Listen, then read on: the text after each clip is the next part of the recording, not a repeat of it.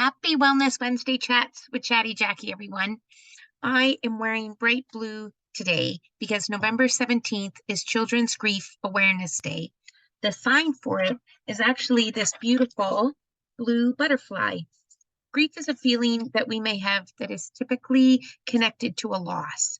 And there are so many things that can happen to cause these feelings. It could be the death of a loved one or of a pet.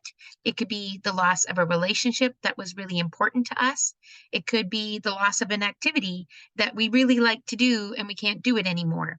It could be a food that we like to eat and we can't now for health reasons. It could be a change in my family.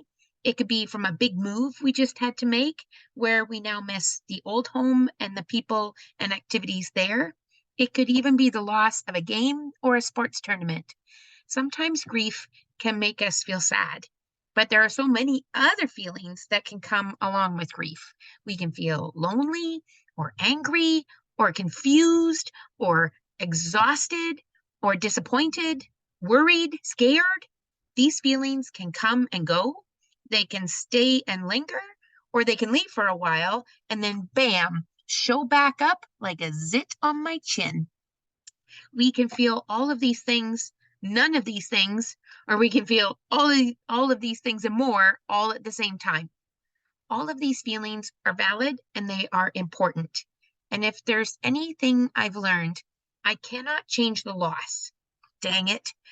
But what I've also learned is that the most important thing in times of loss is the who's and the what's. And do I have enough of them? The what's are the activities that I can do to help me.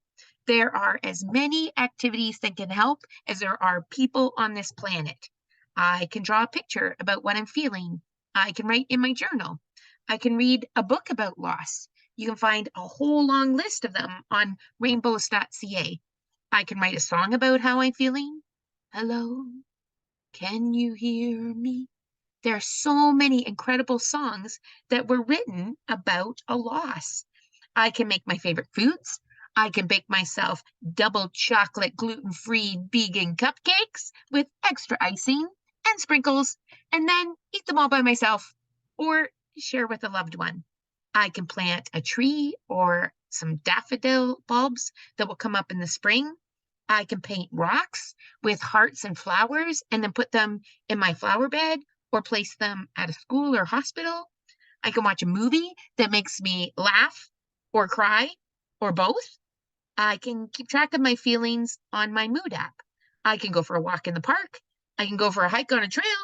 I can do something fun like go to the Christmas parade or the Festival of Northern Lights.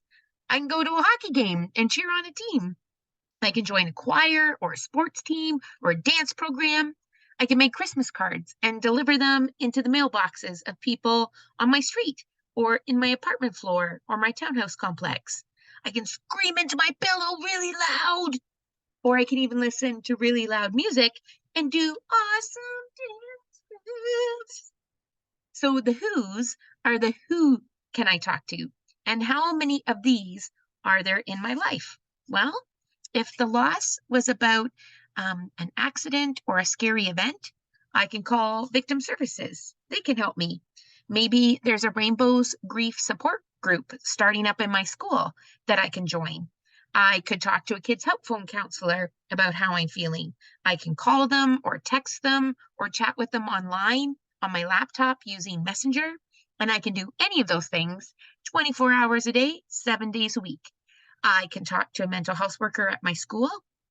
I can speak to a counselor or a therapist about how I'm feeling. Some therapists use games or art.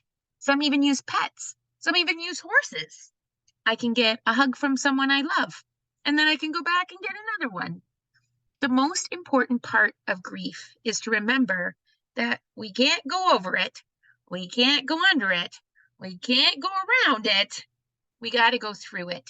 And that's why it's so important to have a lot of what's and a lot of who's to help me go through it. So that's my challenge this week. Can you correctly count all of the who's and what's that were in this 4-minute message?